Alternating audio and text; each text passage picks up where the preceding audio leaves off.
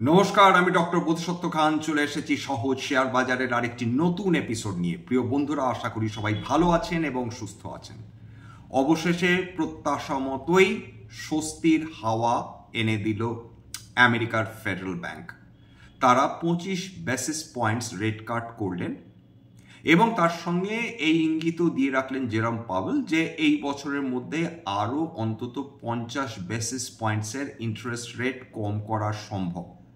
কিন্তু এর সঙ্গে যে আশঙ্কাটা উড়িয়ে দেওয়া যাচ্ছে না যে আমেরিকাতে ক্রমাগত ইনফ্লেশন বৃদ্ধি পেয়ে চলেছে, তার এই যে ইন্টারেস্ট রেট যে কাট করলেন ফেডারেল ব্যাংকের চিফ, এর ফল কি দাঁড়ালো? এর সরাসরি প্রভাব এলো বিশ্বের বিভিন্ন শেয়ার বাজারে। বিগত কাল ন্যাসড্যাক বলুন, স্ট্যান্ডার্ড অ্যান্ড পুয়ার বলুন বা ডাও জোন্স বলুন, সেই অর্থে সেটা মারাত্মক রিফ্লেক্টেড হয়নি। কিন্তু আজকের বর্তমানে যখন আমেরিকান বাজার ট্রেড করছে, স্ট্যান্ডার্ড অ্যান্ড পুর থেকে ন্যাসড্যাক থেকে ডাও জোন্স প্রত্যেকটা কিন্তু ইন্ডাইসেস আজকের হেলদি মুভমেন্ট দেখাচ্ছে। ডাও জোন্স 282 পয়েন্ট বৃদ্ধি পেয়ে ট্রেড করছে, স্ট্যান্ডার্ড অ্যান্ড পুর এটা 0.86% বৃদ্ধি পেয়ে ট্রেড করছে এবং ন্যাসড্যাক টেকনোলজি হেভি এই সেক্টর এটা 1.16% বৃদ্ধি পেয়ে ট্রেড করছে। ভারতীয় শেয়ার বাজারে যদি খেয়াল করে দেখেন যে ভারতীয় শেয়ার বাজার কি এর দ্বারা প্রভাবিত হয়েছে, নিঃসন্দেহ হয়েছে। আজকের সারা দিন ধরে নিফটি এবং সেন্সেক্স এবং অন্যান্য ইন্ডাইসেস, বিশেষ করে নিফটি ইনফরমেশন টেকনোলজি, সেগুলো আজকে চাঙ্গা ছিল। শেষ পর্যন্ত নিফটি 93 পয়েন্ট উত্থান দেখে বন্ধ হয়েছে, 25,400 ওপর বন্ধ হয়েছে। সেন্সেক্স 83,000 পয়েন্টের উপর বন্ধ হয়েছে। নিফটি ব্যাংক দুর্দান্ত উত্থান দেখাচ্ছে, রেগুলার উত্থান দেখাচ্ছে, আজকেরও 0.42% বৃদ্ধি পেয়ে বন্ধ হয়েছে। এছাড়া স্মল ক্যাপ সেটা হালকা কারেকশন এসছে, মিড ক্যাপে 0.36% উত্থান। এছাড়া অন্যান্য যে যদি ইন্ডাইসেস পড়ে সেখানে বিএসসি হেলথ কেয়ার 0.87% উত্থান নিয়ে বন্ধ হয়েছে। অর্থাৎ মোর অর লেস আজকের ভারতীয় শেয়ার বাজারেও একটা স্বস্তির আবহাওয়া ছিল এবং যেটা খেয়াল করে দেখবেন যে বিগত বেশ কয়েকদিন ধরে কিন্তু ভারতীয় শেয়ার বাজার একটা স্মুথ মুভমেন্ট দেখাচ্ছে, মারাত্মক হই হই করে বৃদ্ধি পাচ্ছে, দারুণ ইউফোরিক মুভমেন্ট হচ্ছে, এমন কোনো কিছুই নেই। তার কারণটা দুটো হ্যাংওভার রয়েছে, যেটা নিয়ে আজকে আলোচনা করব। যতই ট্রাম্প সুর নরম করুন না কেন, যতই তিনি আমাদের প্রধানমন্ত্রীকে জন্মদিনে শুভেচ্ছা জানান না কেন, আসল কাজটি তিনি বা তার কর্তৃপক্ষ কেউ করছে না। শুধু বলছেন যে হয়ে যাবে, ট্রেড এগ্রিমেন্ট হয়ে যাবে, ট্রেড এগ্রিমেন্ট হয়ে যাবে। কিন্তু এই যে পেনাল্টি স্বরূপ যে 25% ট্যারিফ বসিয়ে রেখেছেন এবং এর আগে যে 25% ট্যারিফ, অর্থাৎ সার্বিকভাবে 50% ট্যারিফ যে বসিয়ে রেখেছেন, সেটা নিয়ে তারা উচ্চবাচ্যটি করছেন না। তার মানে যেটা দাঁড়াচ্ছে যে আমেরিকা মুখে যেটা বলছে, প্রকৃত অর্থে তারা শত্রুতা কন্টিনিউয়াস চালিয়ে যাচ্ছে। সুতরাং যতক্ষণ না তারা ট্যারিফ কমাবে, তারা সে ডোনাল্ড ট্রাম্প তিনি স্বাক্ষর করবেন যে আমি ট্যারিফ কমালাম, ততক্ষণ আমেরিকাকে বিশ্বাস করার মতন কারণ নেই। এবং সেই কারণেই ভারতীয় শেয়ার বাজার কশাসলি অপটিমিস্টিক হয়ে রয়েছে এবং সেই কারণেই বুঝতে পারছেন যে প্রত্যেক দিন দুর্দান্ত উত্থান হচ্ছে এমনটা না, কিন্তু কশাস এবং স্টেডি মুভমেন্ট হচ্ছে। 25,400 ওপর উঠে যাওয়া একটা ডেফিনেটলি ভেরি গুড সাইন। এরপর একদিকে তো আমেরিকায় শত্রুতা বজায় রাখছে। মজার ব্যাপার কি জানেন, বিগত কাল যখন তিনি প্রধানমন্ত্রীর শুভেচ্ছা মানে জন্মদিনের শুভেচ্ছা বার্তা জানাচ্ছিলেন, সেই সময় তিনি বলেছেন ভারতবর্ষ ইউক্রেনে যুদ্ধবন্ধের জন্য যেটা করছে সেটা অতুলনীয়। ভাবা যায় যে লোকটা কিছুদিন আগে বলেছিলেন যে ভারতবর্ষের টাকায় ইউক্রেনে যুদ্ধ হচ্ছে, সেই লোকটি প্রায় 360 ডিগ্রি ঘুরে গিয়ে, মানে সেই অর্থে 180 ডিগ্রি বলার থেকে 360 ডিগ্রি বলা বেটার, ঘুরে গিয়ে তিনি বলছেন তার অবস্থান সম্পূর্ণ বদলে ফেলছেন এবং তিনি বলছেন যে ভারতবর্ষ নাকি ইউক্রেনের যুদ্ধ বন্ধ করার জন্য সহায়তা করছে। অদ্ভুত। এরপর চলে আসছি 2 নম্বর ভীষণ গুরুত্বপূর্ণ পয়েন্ট।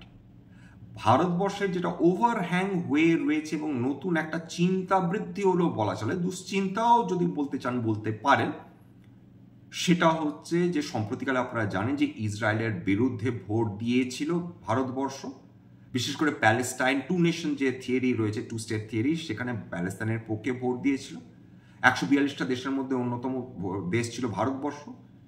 ইসরায়েল বিস্তর মানে খুব স্বাভাবিকভাবে সেখানে তারা ক্ষেপে রয়েছে, ব্যাপারে কোনো সন্দেহ নেই। এটা গেল একটা দিক। যেটা ভারতবর্ষ করেছে নিঃসন্দেহে ঠিকঠাক কাজ করেছে, সে ব্যাপারেও কোনো সন্দেহ নেই। কিন্তু ইসরায়েল এই ক্ষেত্রে তারা ডেফিনেটলি তারা কিন্তু এটা প্রত্যাশা করেনি, অথবা করেছে আমরা কেউ জানি না, কিন্তু সম্ভবত প্রত্যাশা করেনি জনসমক্ষে ভারতবর্ষ তাদের এগেনস্টে যাবে। এইটা সেটা তর্কের সাপেক্ষে এটা নেগেটিভ একটা একটা যেটা বলা যেতে পারে একটা প্রোগ্রেস বা রিগ্রেস যাই বলুন না কেন। এবার 2 নম্বর যেটা, সেটাও ভীষণ সিগনিফিক্যান্ট। এর আগে যখন আমেরিকা কাতারকে সতর্ক করেনি, তখন ইসরায়েল মিসাইল ছুড়ে মধ্যস্থতাকারী যারা ছিলেন কাতারে, তার মধ্যে হামাসের কিছু অফিসিয়ালস ছিলেন, তাদেরকে মিসাইল ছুড়ে হত্যা করেন। এবং ইসরায়েল তাদের সপক্ষে জাস্টিফিকেশন যেটা দেয় যে আমরা যেটা করেছি ঠিক করেছি।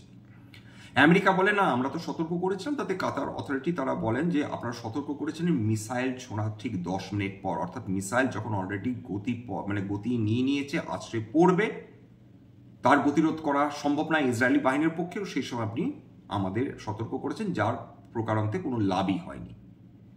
এরপর যেটা দাঁড়িয়েছে যে আরব দেশ যেগুলো রয়েছে তারা মারাত্মক ভয় পেয়েছে।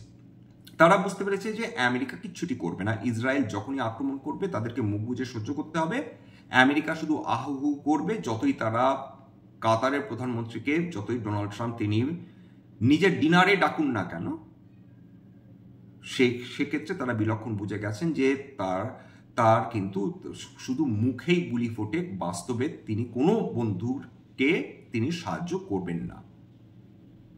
এইবার যেটা দাঁড়াচ্ছে যে এর ফলে আরব দেশগুলো একটা সিদ্ধান্ত নিয়েছে যে নর্থ আটলান্টিক ট্রিটি অর্গানাইজেশন, নেটোর মতন যেরকম একটা শক্তিশালী গ্রুপ রয়েছে, আপেক্ষিকভাবে শক্তিশালী, ঠিক সেরকম একটা যদি মধ্যপ্রাচ্যে এরকম একটা নেটো করা সম্ভব হয়। এছাড়া ইসলামিক অর্গানাইজেশন রয়েছে যেখানে 57টা মুসলিম দেশ রয়েছে তার সদস্য, সেটা সম্পূর্ণ একটা অন্য দেশ, মানে অন্য একটা অর্গানাইজেশন। কিন্তু এই অর্গানাইজেশনটা যেটা করতে চাইছে এই মধ্যপ্রাচ্যের দেশ তথা ইসলামী দেশগুলো, যে যদি এইভাবে তাদের উপর আঘাত হতে পারে সেক্ষেত্রে তারা ক্রমাগত দুর্বল হয়ে উঠবে, সেক্ষেত্রে কেউ কারো সাহায্য করতে পারবে না, শুধু নেটোর মতন একটা যাতে অর্গানাইজেশন করা সম্ভব হয়। এবং আজকে যদি খবরটা দেখেন সেক্ষেত্রে চমকে ওঠার মতন খবর হয়তো সাধারণ মানুষের কাছে, ভারতীয় কর্তৃপক্ষ খুব স্বাভাবিকভাবেই জানতেন যে সৌদি আরব পাকিস্তানের সঙ্গে একটা সুরক্ষা চুক্তি করেছে। সাধারণ সুরক্ষা চুক্তি কিন্তু নয়। কি সেই সুরক্ষা চুক্তির অংশ? সেখানে বলা হয়েছে যে এই দ্বিপাক্ষিক চুক্তিতে যদি কোনো দেশ পাকিস্তানকে আক্রমণ করে তাহলে সৌদি আরব ধরে নেবে যে তাদের ওপরও আক্রমণ হয়েছে, সুতরাং তারাও সেই দেশের এগেনস্টে রিট্যালিয়েট করবে। এবং একই কথার সাথে পাকিস্তানের ক্ষেত্রে যদি সৌদি আরবকে কোনো দেশ আক্রমণ করে, এখানে ধরে নেওয়া হচ্ছে যে সৌদি আরব নিঃসন্দেহে 2টি দেশের প্রতি এখন তাদের ভীতি রয়েছে। একটা হচ্ছে ইয়ামেনে হুতি যারা রেবেলস রয়েছে, যারা ইসরায়েলের বিরুদ্ধে তারা আগ্রাসন দেখিয়ে চলেছে, এবং সৌদি আরবকে তারা মোটেই সহ্য করতে পারে না। এই 2টি দেশকে নিয়ে সৌদি আরবের ভয় রয়েছে। হুতিরা ক্রমাগত আক্রমণ চালিয়ে থাকে সৌদির ওপর। এই একটি দেশ, এবং 2 নম্বর দেশ হচ্ছে ইসরায়েল। সুতরাং সৌদি আরব যেটা করেছে, পাকিস্তানের সঙ্গে এই চুক্তি করেছে যে তোমাদের কেউ আক্রমণ করলে আমরা লড়াই করব, আমাদের যদি কেউ আক্রমণ করে তাহলে তোমরা লড়াই করবে না। এখন খেয়াল করে দেখুন যে নেটো দেশগুলোর মধ্যে নেটো কোনো দেশকে যদি কোনো দেশ আক্রমণ করে, নিয়ম হচ্ছে সেই 27টি দেশ যেটা নেটোর অংশ, তাহলে সমস্ত 27টি দেশ মিলেই তারা লড়াই করবে এবং শত্রুপক্ষকে তারা নিকেশ করার চেষ্টা করবে। এখানে বকলমের রাশিয়া, তারা এই যে পোল্যান্ডে রাশিয়ার যে ড্রোন দেখা গেল, সেক্ষেত্রে নেটোর দেশগুলো কি আদৌ কিছু করতে পারলো? উত্তর হচ্ছে কিচ্ছুটি করতে পারলো না, তাদের পক্ষে করা সম্ভব না। কারণ ইউরোপীয় দেশগুলো এত ছোট এবং তাদের সামরিক শক্তি এতটাই কম যে তারা রাশিয়ার বিরুদ্ধে 27টা দেশ মিলেও তারা যদি ডেসপারেট হয়ে যায় সেটা অন্য কথা, সেটা হওয়ার সম্ভাবনা খুবই কম। সুতরাং তারা কিন্তু কন্টিনিউয়াস হুম্বিতুম্বি করে যাবে, তারা রাশিয়ার বিরুদ্ধে কিছু করবে না। তারা শুধু বলবে যে আমেরিকাকে তুমি কিছু করে দেখাও। আমেরিকা খুব স্বাভাবিকভাবে বলবে যে ভাই আমি কেন করবো, একা একা কেন ব্লেম নেব, তোমরা কিছু আগে করে দেখাও। আপাতত এই অবস্থা হয়ে চলেছে। ভারতবর্ষের জন্য এটা উদ্বেগজনক কেন? কারণ ভারতবর্ষের সঙ্গে যখন মধ্যপ্রাচ্যের দেশগুলোর সম্পর্ক আস্তে আস্তে নর্মাল হচ্ছিল, ভারতবর্ষ হয়তো বা এটা প্রত্যাশা করেছিল যে ইসরায়েলের বিরুদ্ধে ভোট দিলে হয়তো মধ্যপ্রাচ্যের দেশগুলোর মন পাওয়া যাবে। সেখানে আজকের সৌদি আরব পাকিস্তানের এই চুক্তি ভারতবর্ষের কপালে ডেফিনেটলি একটা ভাঁজ ফেলবে। হ্যাঁ, তার মানে কি এইটা যে পাকিস্তানকে যদি ভারতবর্ষ আক্রমণ করে, যেটা সম্ভাবনা, তারা যদি কোনো রকম অবাধ্যতা করে, ভারতবর্ষ খুব স্বাভাবিকভাবে তাদেরকে একটু চমকে দেবে, একটু চাপকে দেবে, যেটা ভারতবর্ষ করে এসছে বিগত কয়েক বছর ধরে। এক্ষেত্রেও ব্যতিক্রম হবে না। সেক্ষেত্রে কি সৌদি আরব এসে আমাদের আক্রমণ করবে? সেরকম সম্ভাবনা নেই, কারণ সৌদি আরবের সঙ্গে ভারতবর্ষের বড় ব্যবসায়িক চুক্তি রয়েছে। সৌদি আরবের কাছ থেকে ভারতবর্ষ বিপুল পরিমাণ তেল কেনে। এই চুক্তির ফলে ভারতবর্ষ কি কি করতে পারে, তার মধ্যে একটা জিনিস খুব যদি স্ট্র্যাটেজি বলতে হয়, সেক্ষেত্রে ভারতবর্ষ সৌদির কাছ থেকে ধীরে ধীরে তেলের কেনার পরিমাণ কমিয়ে দেবে। এবং তেল কার কাছ থেকে কেনার সম্ভাবনা তৈরি হবে জানেন? আমেরিকার কাছ থেকে সৌদি আরবের বরাদ্দ তেলটি যদি তারা কিনে নেয়, আমেরিকাও এক্ষেত্রে ডোনাল্ড ট্রাম্প খুব স্বাভাবিকভাবে তিনি যথেষ্ট খুশি হবে। হ্যাঁ, সেটা আমেরিকাকে অ্যাপিস করার জন্য না, এটাও একটা পলিটিক্যাল স্ট্র্যাটেজি, এটাও একটা পলিটিক্যাল গেম, যে ভাই তুমি যখনই বেগরবাই করবে, তোমার ভাগের যে ব্যবসা সেটা আমরা অন্য কাউকে দিয়ে দেবো। যদি আমেরিকা করতে পারে, ভারতবর্ষ করতে পারে, বিশ্বের সমস্ত দেশই সেটা করে থাকে। সবার নেপথ্যে খেলা করছে চীন। চীনের হাতে কন্ট্রোল রয়েছে ডেফিনেটলি পাকিস্তানের, চীনের হাতে কন্ট্রোল রয়েছে ইরানের।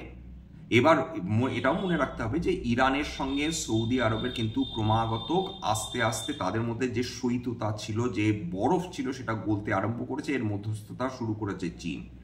অর্থাৎ চীন চাইছে যে ইরান এবং সৌদি আরব দুটি তারা লিটারালি বলা যেতে পারে প্রতিভূ, দুটো গোষ্ঠী, একটা শিয়া একটা সুন্নি।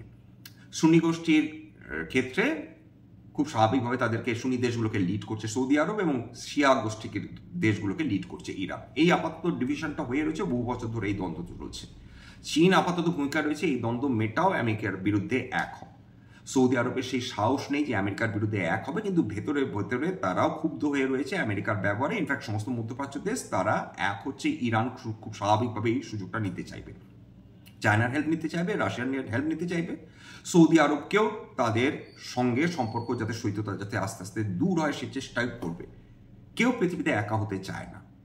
ভারতবর্ষের ক্ষেত্রে স্ট্র্যাটেজিটা যেটা হবে সেটা হচ্ছে প্রত্যেকের থেকে সমান ডিস্টেন্স রাখো সবার সঙ্গে, এবং সবার সঙ্গে একই মানের একই কোয়ালিটির বন্ধুত্ব রাখো। যদি মনে হয় সময় পরিবর্তিত হচ্ছে, সমীকরণ পরিবর্তিত হচ্ছে, সেই অনুযায়ী নিজেকে ঢেলে ফেলো, যেটা বর্তমানে ভারতবর্ষ করে চলেছে।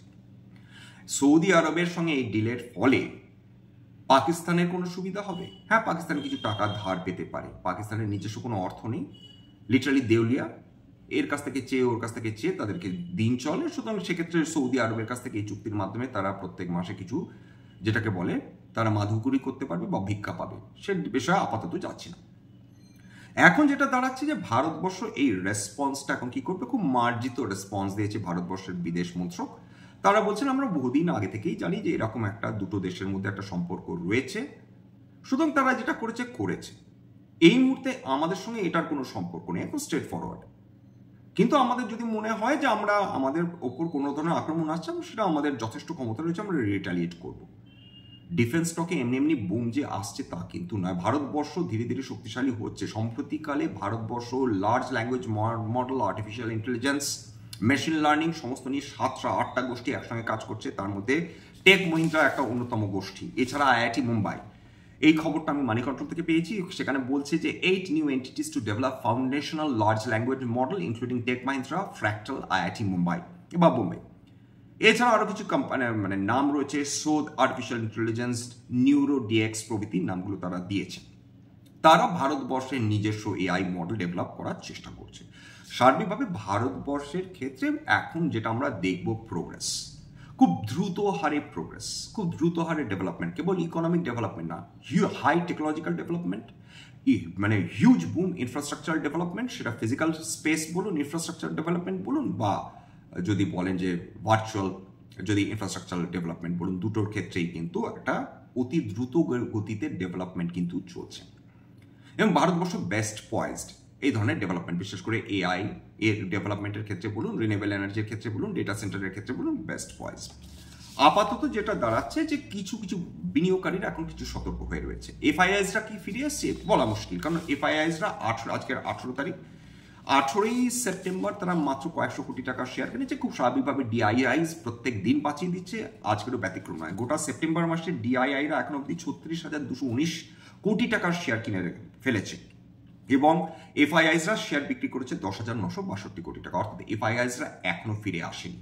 এ ব্যাপারে তো কোনো সন্দেহ নেই। মাত্র কয়েকশো কোটি টাকা যদি একদিনে কেনা হয়, সার্বিকভাবে যদি গোটা মাসটা দেখেন, অগস্ট মাসটা দেখেন, এফআইআইসরা আপাতত ফেরেনি, ফিরবে, আশা করা যায় ডেফিনেটলি ফিরবে। সোনার দাম সৌভাগ্যবশত আজকের বেশ খানিকটা কমেছে, 943 টাকা কিনেছে, মানে কমেছে 0.86% পতন। লাস্ট যে ডেটা 23 অক্টোবরে এক্সপায়ারি, 1,08,879 টাকায় ট্রেড করছে গোল্ড। সিলভার ট্রেড করছে 1,26,690 টাকা প্রতি কিলো, এটা 5ই ডিসেম্বর এক্সপায়ারি। এই দুটোই কিন্তু এমসিএক্স এর ডেটা। আজকের হালকা কারেকশন এসছে, সেটা মানে না বলারই মতো। তাহলে আমরা কি দেখছি? আমরা দেখছি যে এই মুহূর্তে মার্কেট, ভারতীয় মার্কেট স্টেবল, কিন্তু ভারতীয় মার্কেট আন্ডার পারফর্মিং। হ্যাঁ, এটা ঘটনা, বেশ কিছু সেক্টর, সানরাইজ সেক্টর, তার মধ্যে বেশ কিছু কোম্পানির স্টক তারা নিঃসন্দেহে ওভারভ্যালুড। এই ব্যাপারে তো কোনো সন্দেহ নেই। কিভাবে বুঝবেন কোম্পানি ওভারভ্যালুড কিনা? প্রাইস টু বুক ভ্যালু দেখুন, তার হিস্টোরিক্যাল পি দেখুন, ট্রেলিং কথা বলছি, এবং তার বর্তমান তার প্রাইস টু আর্নিংস দেখুন, দুটোকে মেলান, তার ইন্ডাস্ট্রিয়াল ভ্যালু মানে পি দেখুন, হিস্টোরিক্যাল, সেটা অর্থাৎ যে সেক্টরে সে বিলং করে সেই সেক্টরের ট্রেলিং প্রাইস টু আর্নিংস কত। এইটা দেখলে কিন্তু আপনারা ডেফিনেটলি বুঝতে পারবেন যে বর্তমানে সেই সেক্টরটির, সেই কোম্পানিটা ওভারভ্যালুড কিনা। এছাড়া আরও বেশ কিছু ফ্যাক্টরস আছে যার মাধ্যমে আমরা সেগুলো ডিটারমাইন করতে পারি। অন্য কোনো দিন সুযোগ পেলে ডেফিনেটলি কোম্পানি কী করে ওভারভ্যালুড না আন্ডার ভ্যালুড কী করে বোঝে সেটা নিয়ে আলোচনা করবো। যাই হোক, আজকে এখানে শেষ করব। এইটুকুনি, প্রচুর জিও পলিটিক্যাল চেঞ্জেস হচ্ছে, ভীষণ কমপ্লেক্স, ভীষণ জটিল।